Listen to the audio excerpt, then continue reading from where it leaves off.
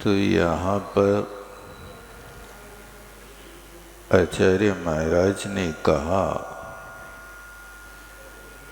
कि जहाँ पर द्रव्य भाव दोनों प्रकार के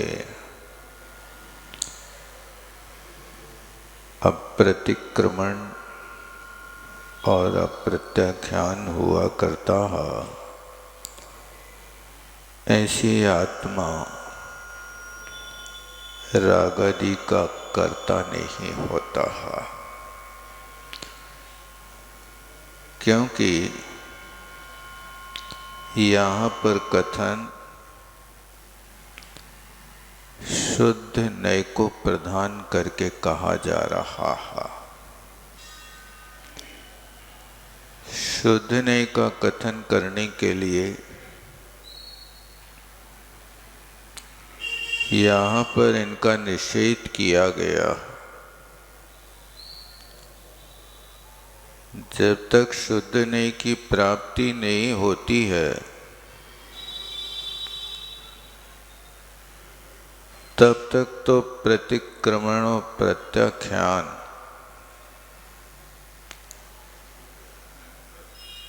इस साधु के मूल गुण होते हैं। 28 मूल गुणों में षड आवश्यकों में प्रतिक्रमण भी एक आवश्यक है और प्रत्याख्यान भी एक आवश्यक है। संस्तवन करना भी आवश्यक है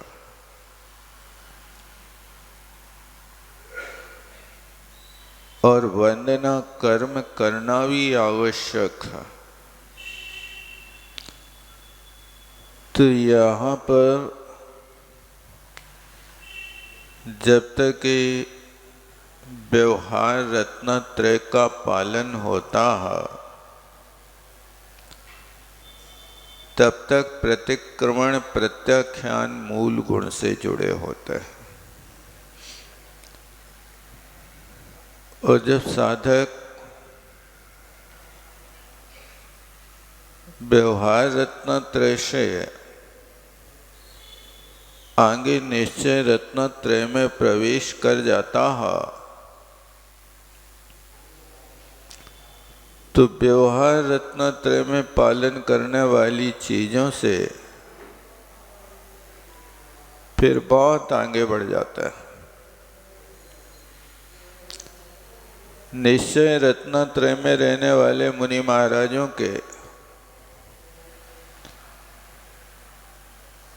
आहार नहीं आहार संग ही समाप्त हो जाती है। आहार संज्ञा छठे गुणस्थान तक होती है, इसके आगे नहीं होती है। समितियों का पालन छठे सातवें गुणस्थान में होता है।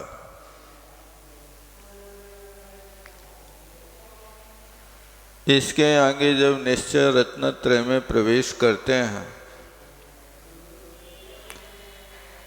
तो समितियों के पालन की भी आवश्यकता नहीं होती है, क्योंकि निश्चय रत्नत्रय में प्रवेश करने पर न चलना होता है, न बोलना होता है, न खाना होता है, न उठाधरी होती है और न मलमूत्र आदि का क्षेपण होता है। ये व्यवस्था निश्चय रत्नत्रय में प्रकट हो जाती है। तो उसी बात को आचार्य महाराज यहाँ प्रकट करते हैं।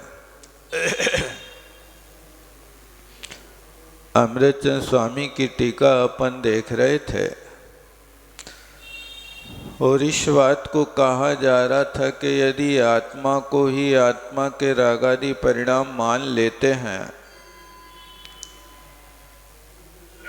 तो फिर वहाँ नित्य कर्ता हो जाएगा, माने आत्मा का रागादि परिणाम गुण हो जाएगा।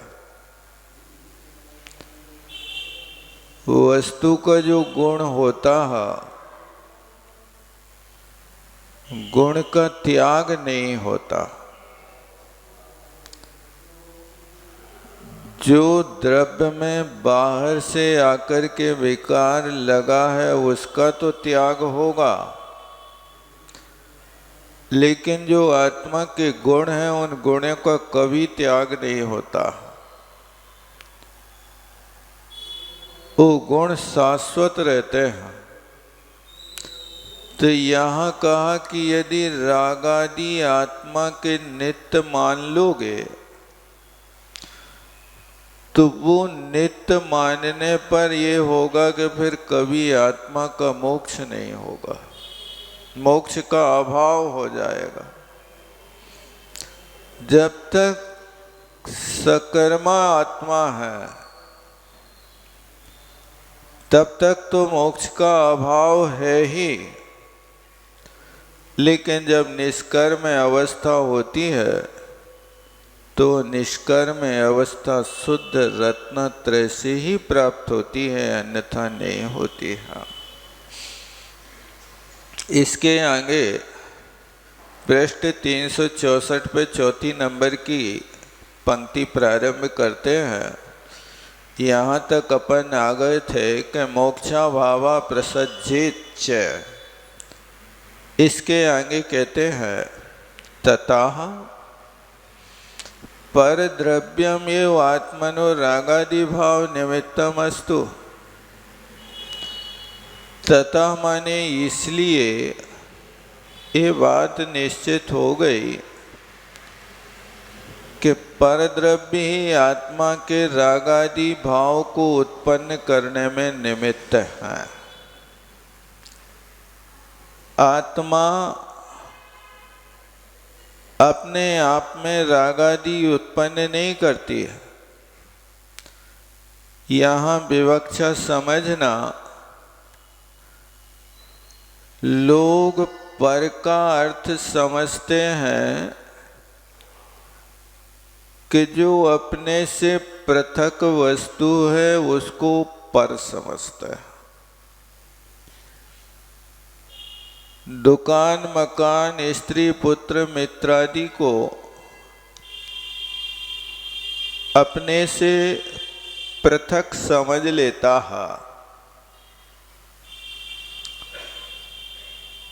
थोड़ी सी और आपको आगे व्यापक दृष्टि करना है। वे तो पृथक जुदे हैं,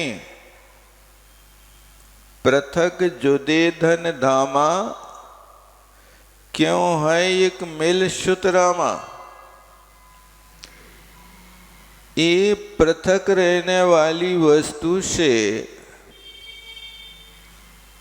हमारा सिर्फ संयोग संबंध होता है। इन पृथक रहने वाली वस्तु से हमारा न तादात्म्य संबंध है और न संश्लेष संबंध है। ये सब संयोगी संबंध हैं, जैसे नदी नाव संयोग होता है। नदी नाव संयोग का अभिप्राय है कि आपको नदी पार करना है। अब नदी पार करने के लिए नाव का सहारा लेना है और नाव 25 सीटर है। अब तुम्हें अकेले के लिए नाव उस पार नहीं जाएगी। यदि आपको अकेले जाना है तो 25 लोगों का किराया देना होगा। तो अब 25 लोग एक नाव में जाकर के बैठ जाते हैं। हमारा उनसे कोई रिश्ता नहीं है। जब तक नाव में बैठे हैं तब तक आप हमारे साथ हैं, और जैसे ही नाव किनारे पर पहुंचती है तो हर यात्री नाव को छोड़ करके अपने अपने देश और अपनी अपनी दिशाओं में चले जाते हैं। इसी बीच में अब जब तक नदी में है तब तक यदि किसी से परिचय हो जाए तो वो परिचय अपने लिए राग उत्पत्ति का कारण हो गया, लेकिन उससे हमारा तादात्म्य संबंध व्यक्ति से नहीं हुआ, न संश्लेष संबंध हुआ। इसी तरह यहाँ पर भी एक घर में एक परिवार को नाव समझो कि जैसे नाव में 25 लोग बैठे, ऐसे परिवार में भी हम 10-20 लोग मिल गए। उन 10-20 लोगों के मिलने के संयोग को हमने किसी को पिता माना, किसी को भाई माना, किसी को बहन माना, किसी को पत्नी माना। ये सारे के सारे रिश्ते नाते चलते रहे, और जैसे ही जीवन नैया पार होती है तो बेई परिवार के लोग अपने अपने भावों के द्वारा किए हुए परिणामों के अनुसार अपनी अपनी गति में चले जाते हैं। कोई किसी का साथ नहीं देता। राम लक्ष्मण और सीता में इतनी प्रीति थी, इतनी प्रीति थी कि जिस प्रीति को आज दुनिया अच्छे भावों से आदर्श मान करके स्मरण करती है, सीता का राम के प्रति इतना स्नेह था कि जब रावण उनको उठा के ले गया तो राम के वियोग में 11 दिन तक भोजन नहीं किया।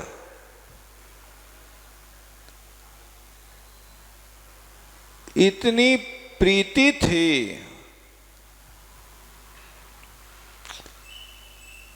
और वही सीता जब वहां लंका से लौट करके आ गई, लोकापवाद हो गया, वनवास का काल पूरा हो गया और अग्नि परीक्षा का अवसर आ गया। अग्नि परीक्षा देने के बाद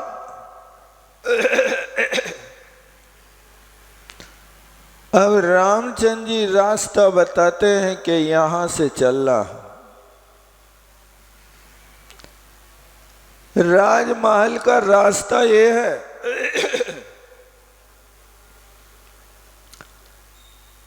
अब जब रामचंद्र जी राजमहल का रास्ता बताते हैं तो सीता कहती है कि हमने वनवास का भी रास्ता देख लिया, अब महलों में बहुत रह लिया, अब तो मुझे वन का वास रुचिकर लगता है। रामचंद्र जी कहते हैं तुम कैसी बातें करती हो, ये बिखराव क्यों आ गया?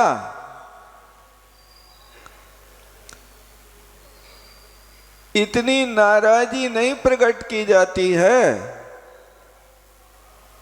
अब प्रसन्न हो, नाराजगी छोड़ो और राजमहल चलो।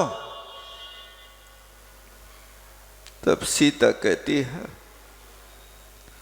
मैंने देख लिया संसार का स्वरूप, अब आज मुझे समझ में आया कि ये सब मोह बढ़ावनहारे जी को दुर्गति दाता, इनसे ममत निवारो जीरा जो चाहो सुख साता। अब मैंने समझ लिया कि ये सारे के सारे मोह बढ़ाने वाले हैं, ये आत्मा की दुर्गति कराने वाले हैं, इनसे कभी सुख साता नहीं मिल सकती है। इसलिए मुझे तो अस्थायी स्थान खोजना है कि जहां पर संसार में दोबारा भटकना ना पड़े, संयोग दोबारा ना हो। ऐसा सीता रामचंद्र जी को उपदेश देती है। आगे बढ़ती है तो रामचंद्र जी आग्रह कहते हैं, तुम हमसे नाराज हो कोई बात नहीं, हमारे लिए ना जाओ तो कम से कम तुम्हारे बेटे जो मदनांकुश लवणांकुश है उनका तो मुख देखो भी, किसके सहारे रहेंगे। सब कुछ देख लिया, अब मुझे रुचि नहीं है जाने की। जिस रामचंद्र जी के वियोग में 11 दिन के उपवास करे, आज बेई रामचंद्र जी उनके सामने हाथ जोड़े खड़े, चलो राजमहल। जिसके लिए, जिस संयोग के लिए इतना शरीर के लिए कष्ट दिया, कायक क्लेश सहन किया, कई दिनों तक आंसू बहाते रहे, उन्हीं के नाम की माला फेरते रहे, आज बेई सामने खड़े हैं और बेई हाथ जोड़े हैं, हे सीते घर पर चलो, नाराजी छोड़ो, हमसे नाराज हो तो बेटों ने क्या किया है उनका तो ध्यान रखो। ये सब अब कुछ भी अर्जी तुम्हारी हमारे सामने नहीं चलेगी। ये सारी अर्जी अब मुझे फर्जी प्रतिभाषित होने लगी। ये सब ऐसी है। ऐसा सीता उनको उत्तर दे करके और आर्य का संग में जाकर के अपना निवेदन करती है कि मुझे तो संसार से उतारने वाली इस जैनेश्वरी दीक्षा को देकर के मुझे कृतार्थ करें, और दीक्षा ले लेती है। मैं ये कहना चाहता हूं कि जब तक संयोग संबंध था तब तक तो एक दूसरे के प्रति ऐसी प्रीति थी। आज वस्तु स्वरूप समझ में आ गया, जिसके लिए रुदन कर रही थी, उपास कर रही थी, आज वो वस्तु सामने मना रहा है। लेकिन अब तो लगता है ये सब मोह बढ़ावन हारे, ये सब मोह बढ़ावन हारे।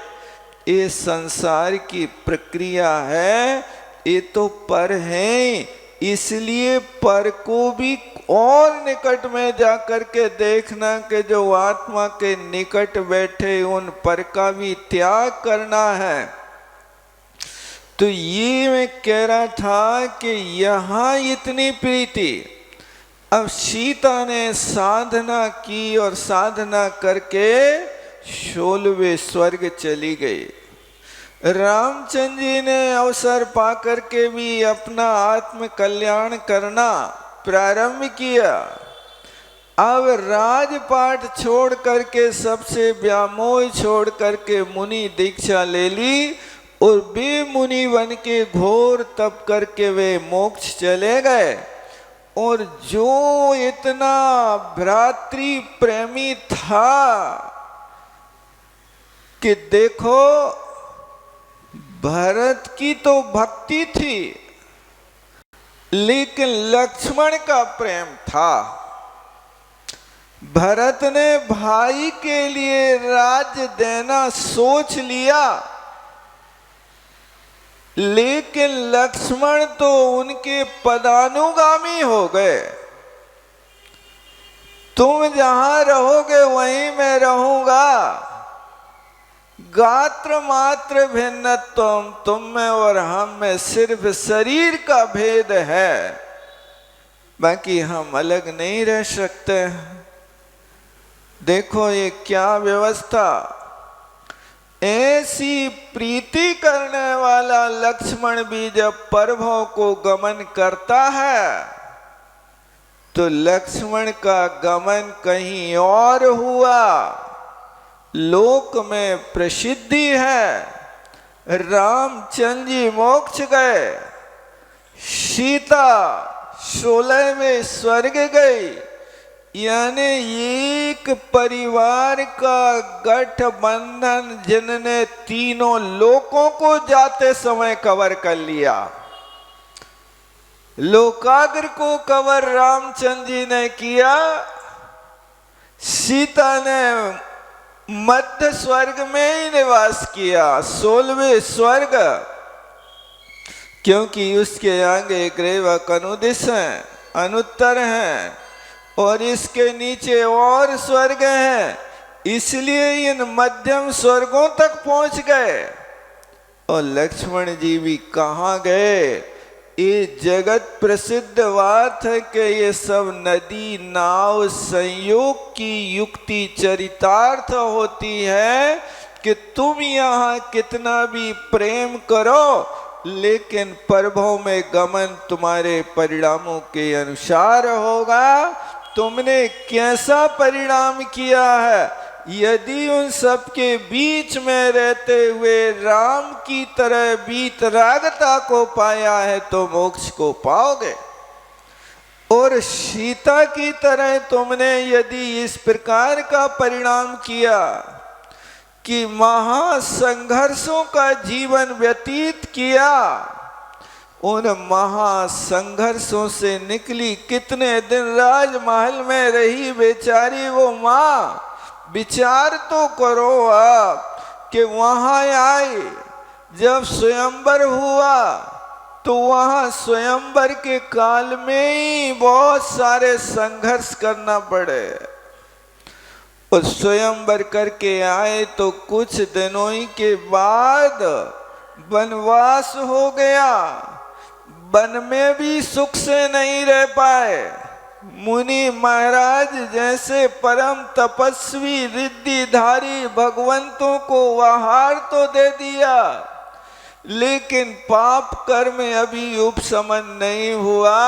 वहां आहार देने के बाद ही कुछ दिनों में रावण ने आकर के उनका हरण कर लिया और लंका जाना पड़ा, जहां उनकी सीमा ही नहीं थी, जहां लंका जाने का उनका देश व्रत और दिग्व्रत जिनके थे, सीता ने उतनी सीमा करी थी कि नहीं करी थी?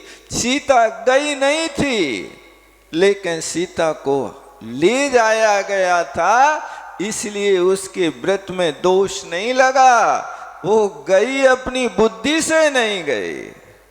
पराधीनता में तो मुनि महाराजों को भी, विदेश क्षेत्र के मुनि महाराजों को उठा के कोई भोग भूमि में डाल सकता है, और कोई यहाँ के लोगों को ले जा करके कर्म भूमि के लोगों को भोग भूमि में, भोग भूमि के जीवों को कर्म भूमि में, विद्याधरों के क्षेत्र में कहीं भी डाल सकते हैं और उनका वहां से गमन हो सकता है।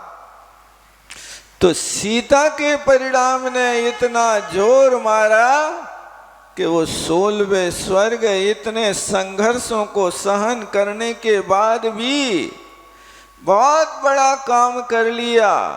यहाँ पर अग्नि परीक्षा दी और उसके जाकर के वहाँ व्रतों के प्रति आस्था बना ली। परीक्षा देने के बाद परिणाम क्या निकला? ये परिणाम निकला कि वस्तु स्वरूप समझ में आ गया और दीक्षा लेकर के वहां चले गए।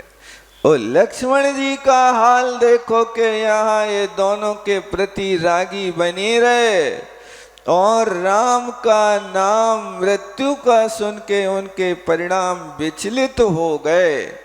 कहने का मतलब है कि ये सारे के सारे परद्रव्य हैं, लेकिन ये संयोग संबंध है। इस संयोग संबंध को पर नहीं कह रहे। अपनी आत्मा में जो लगा कर्म और नो कर्म है, उस नो कर्म और कर्म के लिए यहाँ पर कहा जा रहा है, जिससे आज तक हमारा परिचय नहीं। अपने शरीर को कोई पर का नहीं कहता है, और जितना राग इस संसारी प्राणी को अपने शरीर से है, उतना राग और किसी दूसरी वस्तु से नहीं है। आप अनुभव करके देख लो कि आपको थोड़ी सी शारीरिक परेशानी होती है, कुछ भी करने को तैयार हो जाते हो। ई पर कहा जा रहा है, इसलिए देखो क्या कह रहे, तथा माने इसलिए, पर द्रव्यम एवं आत्मनो रागादि भाव निमित्तम अस्तु। रागादि भाव का निमित्त तो पर द्रव्य ही है। किसके लिए? आत्मा के लिए। लिखा ना आत्मना, आत्मा के लिए पर द्रव्यम एव, पर द्रव्य ही रागादि भाव की उत्पत्ति का कारण है। बिना पर द्रव्य के रागादि भावों की उदीर्णा होती नहीं है।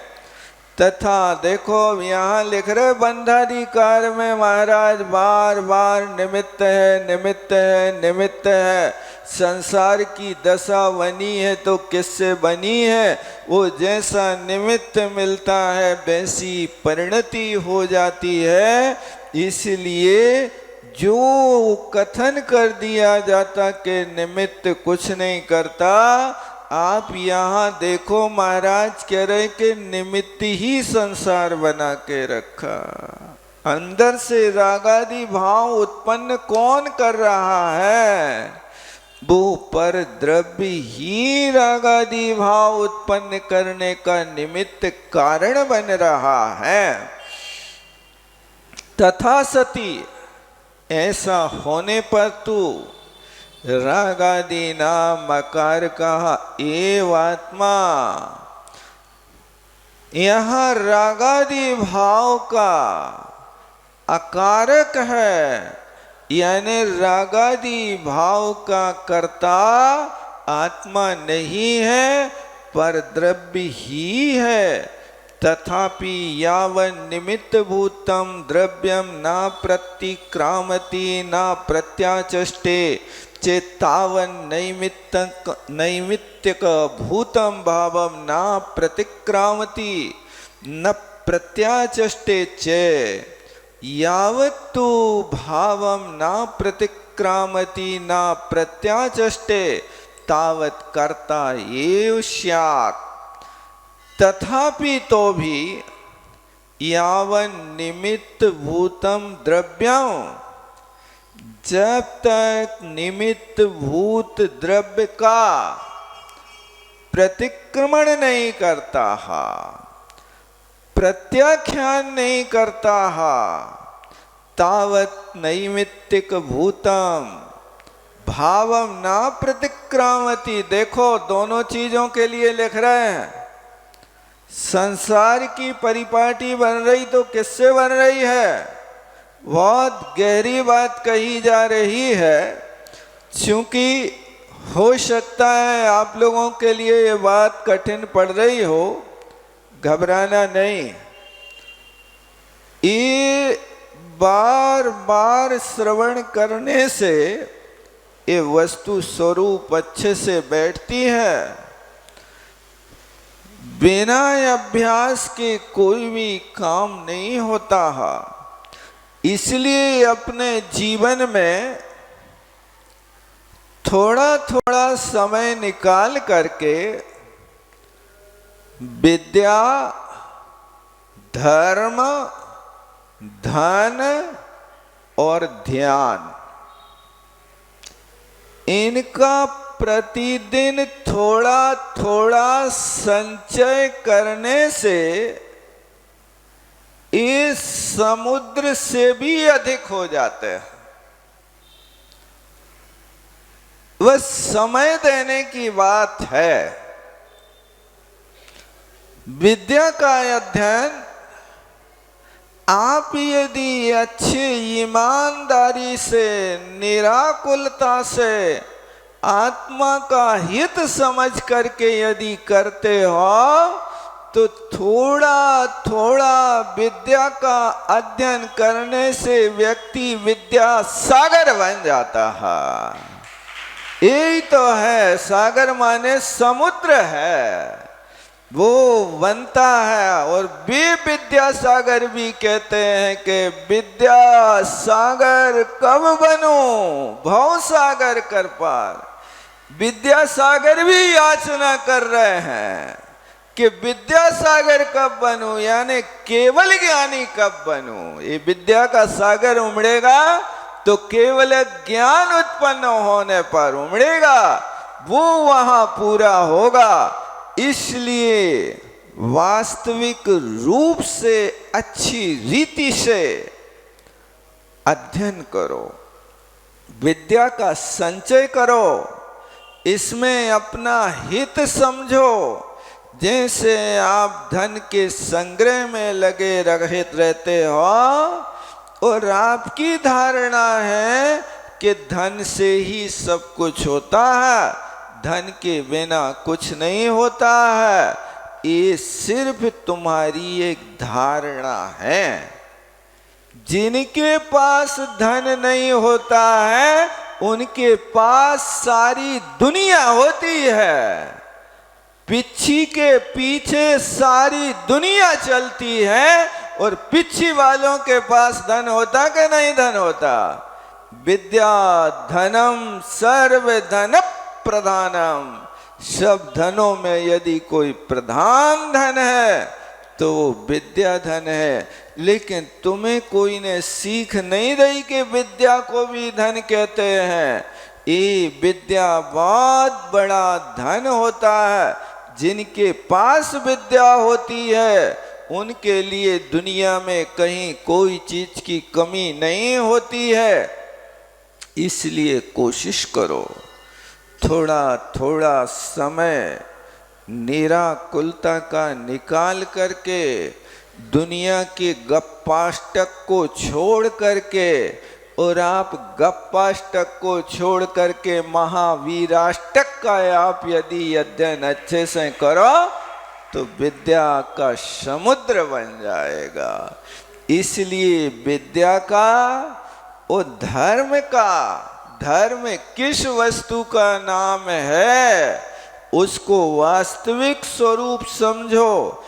पत्तों पत्तों पे डोलने से कभी भी काम नहीं होगा। धर्म के स्वरूप को समझो, क्या वस्तु है। आपको अपना पौधा हरा भरा रखना है तो पानी जड़ पे डालो कि पत्तों पे डालो, बताओ कहाँ डालो। यदि पौधे में पानी जड़ के ऊपर डाला जाता है तो वे पत्ते हरे भरे हमेशा रहेंगे। और यदि तुम पानी पत्तों पे डालो, पत्तों को नहलाओ, पत्तों को पोंछो, धो, और जड़ पे पानी ना डालो तो भी गमले के पौधे हरे भरे रहेंगे कि नहीं। यही हो रहा है, प्रदर्शन ज्यादा होता है, वास्तविक दर्शन तो बहुत अल्प बचा।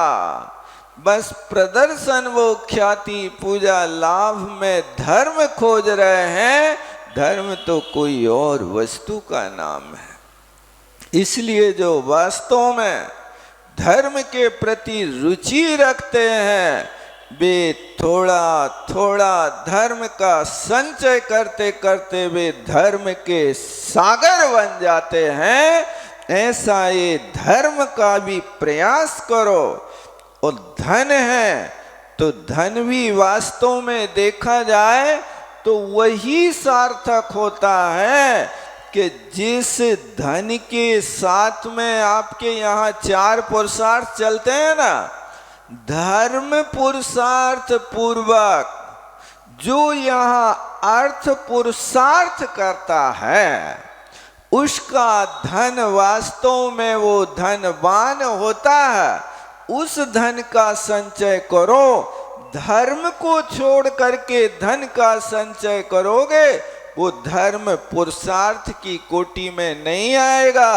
इसलिए धर्म नीति और राजनीति, ये दोनों नीतियों को यदि समझना है तो राजनीति यदि धर्म नीति पूर्वक चलने लगे तो कोई भी व्यक्ति दुखी नहीं होगा।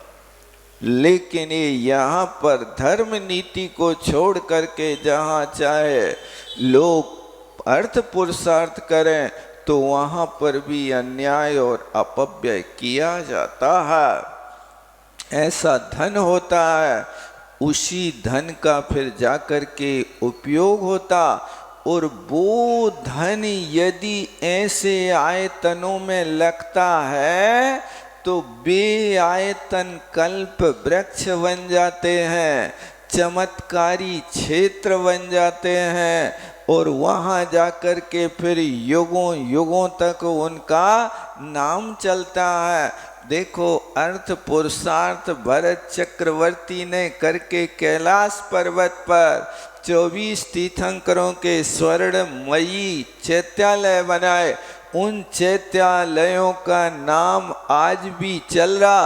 एक कोड़ा कोड़ी सागर का काल बीत गया, लेकिन उस अर्थ पुरुषार्थ से बनाया हुआ आयतन आज भले ही अपन को दर्शन ना हो रहे हो, लेकिन इतिहास तो कह रहा है कि वो उनने काम किया था। वो उनका अर्थ पुरुषार्थ है कि स्वर्णमयी जिनालय बना करके खड़े किए। आज अपन नहीं जा पा रहे, नहीं दर्शन कर पा रहे, अथवा विलय को प्राप्त हो गए, लेकिन नाम तो आज भी चल रहा है। ऐसी चीजें होती तो वो धन के साथ में अर्थ पुरुषार्थ हो जाता है। वो फिर ध्यान की भूमिका है कि आप 10 मिनट के लिए अपने आप में स्थिर होने की कोशिश करो। ध्यान किस वस्तु का नाम है? विषय भोग से हट करके मन को एकाग्र करने का नाम ध्यान है। और वो एकाग्रता सिर्फ अंतर मुहूर्त के लिए हो सकती है। अंतर मुहूर्त के बाद तो फिर विषय परिवर्तित हो जाता है। इस तरह करेंगे तो आप बहुत बड़े मोक्ष मार्ग के साधक होंगे। ये 4 चीजें ध्यान रखना, विद्या धन, धर्म धन, धन और ध्यान। इन सब चीजों को किस तरह से अर्जन करना है, इसके लिए यहाँ पर जो कहा है कि ये रागादि का कारक आत्मा नहीं है। ये जब विद्या का अध्ययन करोगे तो पता चलेगा। तथापि जिस निमित्त से द्रव्य प्रतिक्रमण नहीं करता है और भाव प्रत्याख्यान नहीं करता है, तब तक नैमित्तिक भूत जो भाव, देखो नैमित्तिक किसे कहते हैं? जो निजी भाव है वो नैमित्तिक भाव है। और जो अपराध होने पर मिच्छा में दुक्कड़म किया वो निमित्त है। ये निमित्त नैमित्तिक भाव का प्रत्याख्यान और प्रतिक्रमण नहीं करता। तावत भावम न, जब तक द्रव्य का प्रतिक्रमण और प्रत्याख्यान नहीं होगा तब तक भाव का भी प्रतिक्रमण और प्रत्याख्यान नहीं होगा। और जब तक नहीं होगा तब तक रागादि भाव का कर्ता ये वो उसका कर्ता ही है।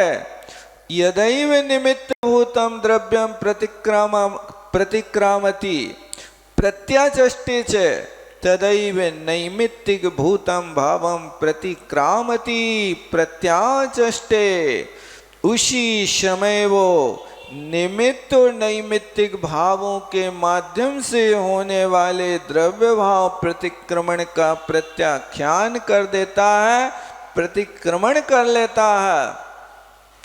यदा तु भावम प्रतिक्रामति प्रत्याचष्टे, जिस समय ऐसे भाव के माध्यम से प्रतिक्रमण और प्रत्याख्यान होता है, तदा साक्षात अकर्ता एव स्यात्, तब उस समय वास्तव में आत्मा कर्म का अकर्ता माने कर्ता नहीं होता है। इसलिए ये आगम हमारे लिए ये सीख देता है कि आपसे अपराध हो जाए तो उस अपराध होने पर मिच्छामि दुक्कडम, यदि आप बिना देखे थोड़ा भी चल लिया और चलने के बाद में अपराध बोध हुआ, मैं तो बिना देखे चल चुका, एक कायोत्सर्ग करो, ये आपका पनिशमेंट हो गया। अब इसके बाद ये गलती नहीं होगी, अब जो भी होगा वो हमेशा बुद्धि पूर्वक होगा, होश पूर्वक होगा। इसलिए वास्तव में देव शास्त्र गुरु हमारे लिए ये संकेत देते हैं, मानव के जीवन में देव दर्पण है और जिनवाणी इशारा है, वो गुरु का सहारा है, वह साहस हमारा है तो फिर भव का किनारा है। देव दर्पण की भांति है, कहते कुछ नहीं है, लेकिन हे परमात्मा, आप भले ही हमारे बीच में स्थापना निक्षेप से हैं, लेकिन हमें संसार की यथार्थता को आप दिखलाते हैं। ये दर्पण जैसे कहता कुछ नहीं है, लेकिन दर्पण के सामने जाते ही हमें अपनी शकल दिखाई देती है कि तुम्हारी शकल में कालिख लगी है कि सफाई है। और उस दर्पण को देख करके वो चेहरे पे कालिख लगी हो तो सफाई दर्पण की करते कि चेहरे की करते, बताओ किसकी है? नहीं है पता, काय की करते हैं? चेहरे की करते हैं। ये तो तुम्हारे अभ्यास में आ गया, लेकिन वास्तव में देखा जाए तो किसी ने लिखा, मानव भूल पर भूल करता गया, धूल चेहरे पर थी और साफ आईना करता गया। वो आईना को साफ करने में अपनी बुद्धिमानी मान रहा है, चेहरे पर लगी कालिख को कौन रगड़ करता है। तो जैसे यहां दर्पण को देख करके चेहरे की कालिख को छुटाने का भाव होता, इसी तरह परमात्मा को देख करके अपने अंदर आत्मा में लगे कर्म नोकर्म की कालिख को छुटाने का भाव जिनके अंदर होता है, वो वास्तव में देव भक्त है। वो जिनवाणी इशारा है, ये तो हमें संकेत कर रहे कि जब तक तुम प्रतिक्रमण प्रत्याख्यान का त्याग नहीं करोगे, तब तक तुम शुद्ध आत्म तत्व को प्राप्त नहीं होगे। ये सिर्फ इशारा दे रहे हैं, आचरण तो तुम्हें करना पड़ेगा। इसलिए जिनवाणी इशारा है और गुरु सहारा है।